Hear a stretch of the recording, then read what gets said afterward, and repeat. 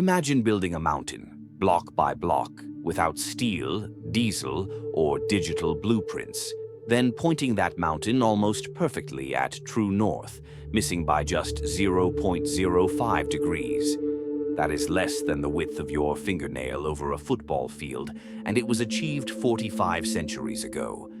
Today, as modern towers sway in the wind and require laser trackers to stay straight, one ancient monument still stands taller in our collective imagination than any skyscraper of glass and steel. The Great Pyramid of Khufu, not merely a heap of limestone, but the ultimate flex of human will, mathematics, and cosmic ambition. Why did ancient writers rank it above the Hanging Gardens, the Temple of Artemis, or the colossal statue of Zeus? Over the next several chapters, we will unpack 6 reasons: overwhelming size, jaw-dropping precision, construction genius, indestructible survival, multi-layered symbolism, and a cultural legacy that still shapes our skylines and even our banknotes. Grab your mental hard hat, because we are going inside history's greatest construction project to understand why the Great Pyramid remains wonder number 1. Chapter 1: Size and Scale. Let us begin with the most obvious metric: bigness. But big is too small a word for Khufu's pyramid. Picture 6.5 million metric tons of stone, more mass than all 27 modern suspension bridges in New York City combined. Picture 2.3 million individual blocks, each one weighing as much as a family SUV, some as heavy as a military tank. Now imagine stacking those blocks so the structure reaches a height of 146.6 meters, taller than any human creation for nearly 3,800 years. To beat that record, medieval Europe had to invent flying buttresses and risk entire city treasuries on cathedrals, and even then the new champions were fragile spires rather than solid stone. Stand at the base and tilt your head. From ground to original tip, your eyes climb roughly 480 Egyptian cubits. That height produced not just awe, but psychological power. Sailors on the Nile could see the pyramid miles before the shoreline came into view. The instant the apex appeared, they knew they were in the realm of Khufu's tax collectors and Khufu's gods. Size was authority carved in limestone. Consider footprint: about 13 acres, an area that could hold 8 international soccer fields. Lay the Cheops Pyramid onto Manhattan, and it would dwarf Times Square and swallow half of Bryant Park. Its core volume was so enormous that if you quarried the entire stone mass today, you could build a 10-foot-high wall stretching from Cairo to Athens. Engineers often talk about order of magnitude moments, a point where numbers stop feeling real because they outstrip daily experience. The Great Pyramid lives at that edge. Each block stood as high as an adult, yet the joints between them were thin enough to deny passage to a credit card. Every day over a 20-year construction period, crews had to quarry, ferry, shape, and place an average of 340 blocks. Imagine receiving 340 delivery trucks at a single building site every sunrise for 2 decades. Except your forklifts are rope, sleds, sweat, and the annual flood cycle of the Nile. That logistical achievement alone makes the structure a wonder, even before we talk about its shape and alignment. Finally, size is relative not only to technology but to climate. Erecting a skyscraper in New York means battling winter winds and expensive labor. Doing it in ancient Egypt meant working in 40 Celsius heat, warding off scorpions, and living on beer, onions, and bread. In that setting, bigger is not just better, it borders on supernatural. Chapter 2: Laser-level precision. Grand scale without fine tolerances produces ruins. The Great Pyramid delivers both. Start with orientation.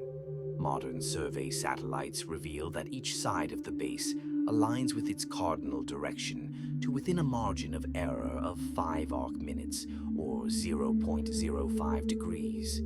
Extend any edge for a full kilometer, and the drift would still be less than 2 meters. less than a jogging lane around a stadium.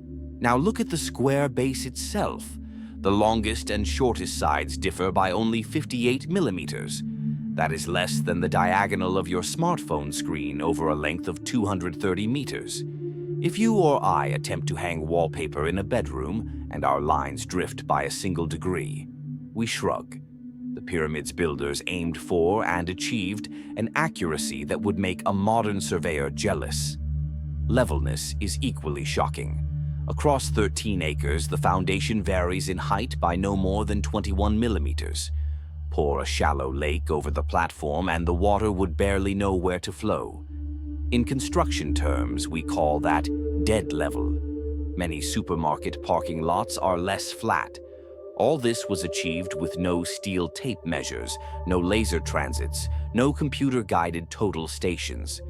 The tools were sighting rods, knotted cords, copper rules, and astronomic observation.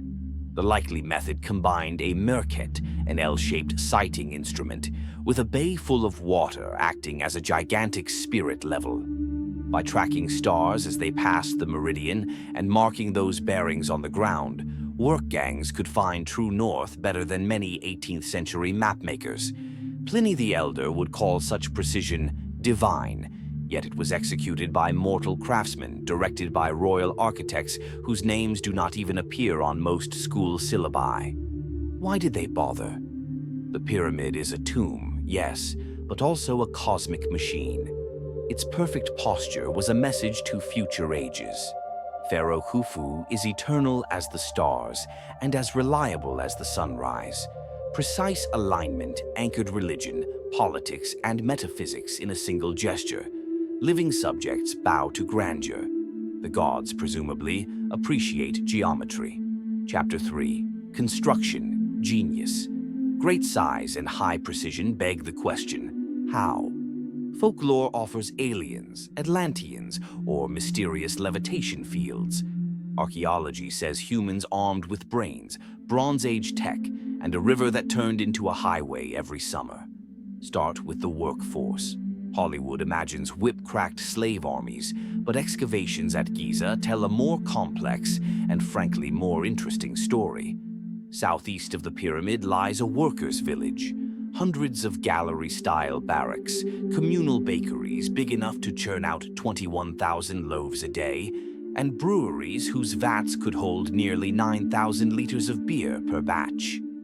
Beer was not a perk.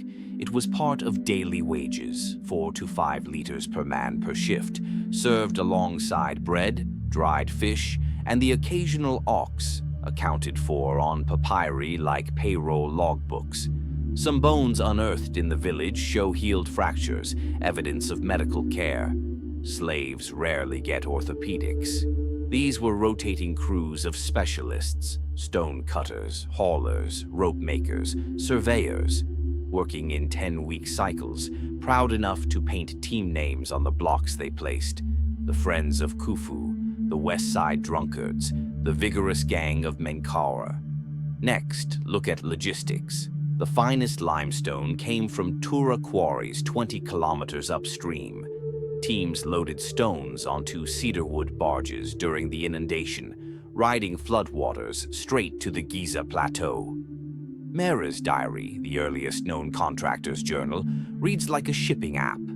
Day 23 took the boat of Khufu, loaded with white stone, from Tura to Akit Khufu. Travel time, 1 day. Not bad for 4 millennia ago. But how did they raise millions of blocks skyward? Scholars debate ramp designs, and evidence suggests they used several types rather than one grand solution.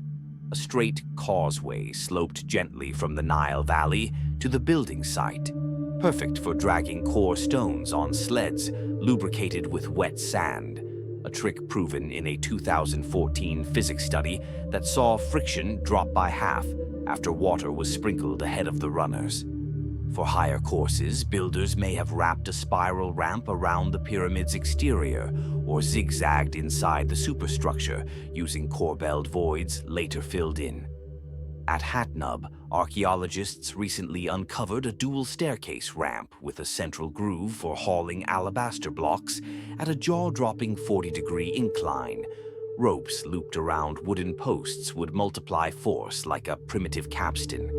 Tools, mostly copper chisels and dolerite pounders.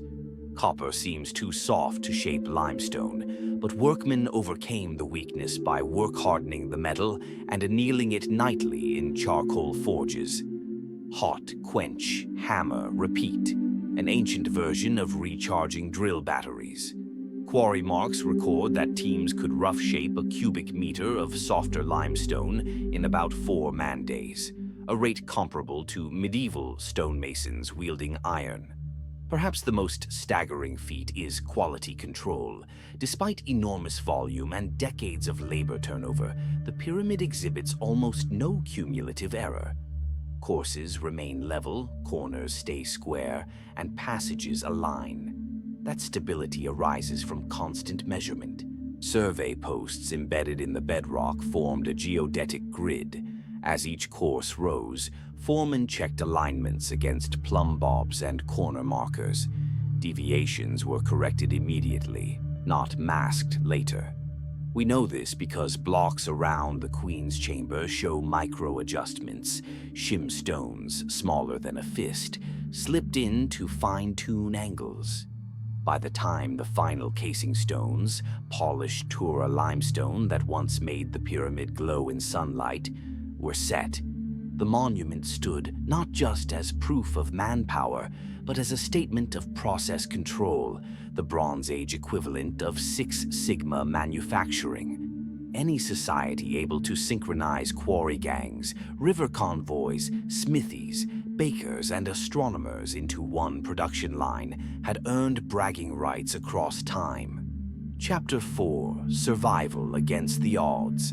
6 of the 7 wonders are ghosts. Earthquakes shattered the Colossus of Rhodes and toppled the Lighthouse of Alexandria. War burned the Temple of Artemis twice, and time erased the Hanging Gardens so completely that archaeologists debate whether they existed. Yet Khufu's pyramid, though scarred, remains largely intact. Why did it survive while others failed? Location played a part. Giza sits on a stable limestone plateau removed from major fault lines. The same stone that made block quarrying possible also provided a rock-solid foundation. By contrast, the lighthouse rose on a small, quake-prone island. The Temple of Artemis perched near a marsh that undermined its foundations. Design was another shield. The pyramid's shape, wide base, tapering mass, naturally distributes stress, turning gravity from a foe into an ally. While columns and lintels can snap, a pyramid settles. Even when earthquakes shook Egypt's Mediterranean coast, energy dissipated before reaching Giza, and whatever waves arrived were soaked up by the structure's own weight. Materials mattered too. Those 6.5 million tons form an interlocking lattice. Each block props its neighbors. Even if human hands pry out a casing stone, the core remains self-supporting. In contrast, temples of marble or brick rely on joinery that weakens when mortar crumbles or iron cramps corrode. Survival also required cultural tolerance. Various caliphs mined casing stones for new mosques, leaving rough steps where polished faces once flashed in the sun. Yet, they did not demolish the core. Napoleon's engineers fired cannonballs at the pyramid to gauge wall thickness, an act of scientific bravado that left pockmarks but no structural damage. Millions of visitors have climbed or chipped at the monument, but its mass shrugs off the abuse. Finally, there is the intangible factor: reverence. Conquerors from Alexander onward viewed the pyramid as heritage worth preserving, rather than loot to melt. Even when Caliph al-Ma'mun allegedly tunneled in search of treasure, he created a minor scar compared with the gashes left on other wonders by invaders who dismantled them stone by stone. The pyramid projected an aura of permanence so strong that people hesitated to erase it. Thus, while Artemis's columns lie scattered and Pharos' blocks sank into the harbor, Khufu's mountain endures. It endures not by accident, but by a calculus of geology, geometry, and human awe. Chapter 5. Symbolism and Cosmic Design. Monuments are messages. The Great Pyramid speaks in stone, mathematics, and celestial alignment. Scholars debate every angle, but three symbolic layers dominate the conversation: religious cosmology, political ideology, and personal immortality. Religiously, the pyramid evokes the primordial mound that rose from chaos at the moment of creation in Egyptian mythology. Its sloping faces mimic the sun's rays, a stairway for the pharaoh's spirit to ascend and join Ra in the solar bark. Passages within the structure aim toward specific stars. Shafts from the king's chamber point to Orion's belt and the circumpolar stars, the imperishables that never set. Thus, the building itself is a star map and a resurrection engine, calibrated so that Khufu's soul could zip directly to the heavens. Politically, the pyramid is a billboard of state power. Khufu reigned during Egypt's Old Kingdom, an era when centralized authority was still experimental. By mobilizing laborers from every nome, the king demonstrated that the nation could operate as one organism under royal command. Every block dragged up the ramps reinforced not just a wall, but a hierarchy. Taxation, conscription, record-keeping, food distribution, all reached new heights because the pyramid demanded it. Long after Khufu's burial, that administrative machinery persisted, underpinning Egypt's 3,000-year civilization. Personally, the pyramid is an ego carved in eternity. Unlike later pharaohs who sprinkled monuments along the Nile, Khufu poured resources into one colossal expression. Inscribed inside the pyramid, his cartouche appears sparingly, almost shyly. Yet the entire edifice is his name writ large. Roman emperors minted coins, Renaissance princes commissioned portraits. Khufu resculpted the horizon. Symbolism extends to mathematics. The ratio of the pyramid's perimeter to its height approximates 2 pi, hinting at intentional encoding of geometric constants. Whether this was deliberate or a byproduct of practical design remains debated, but even the possibility underscores a mindset in which measurement mirrored cosmic order. One cannot ignore the psychological symbolism of scale.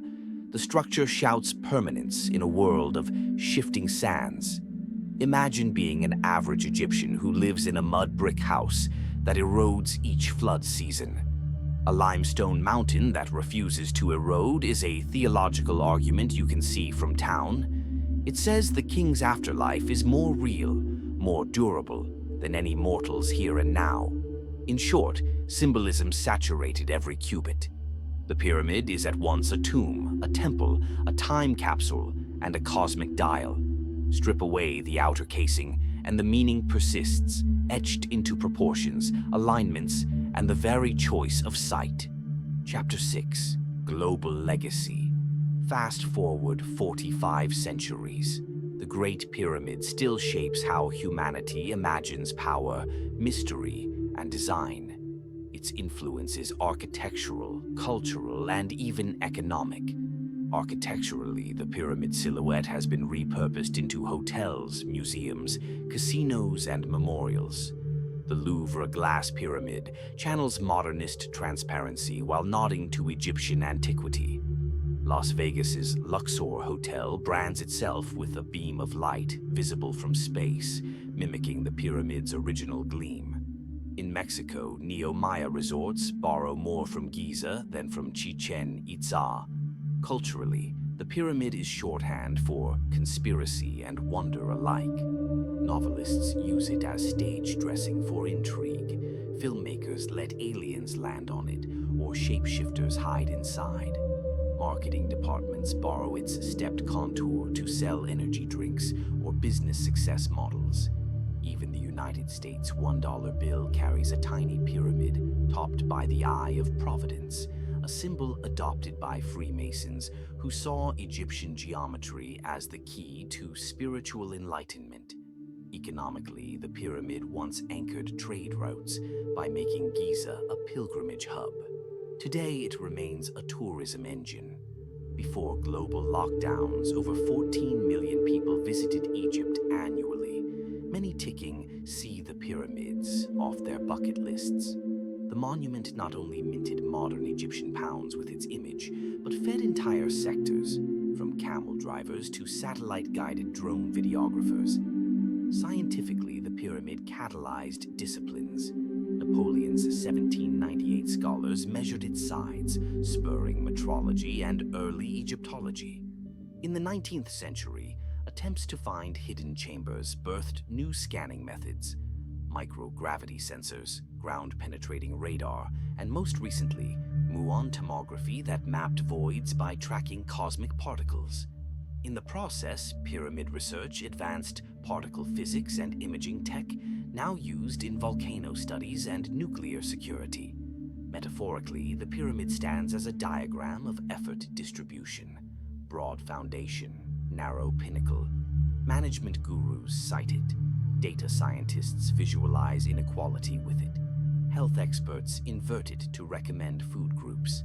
Few shapes permeate thought so fully. Legacy, then, is not nostalgia. It is active currency. Every new discovery inside the pyramid sparks headlines worldwide. Every restoration proposal triggers UNESCO debates. The Great Pyramid lives in the modern mind with a presence unmatched by any other ancient ruin.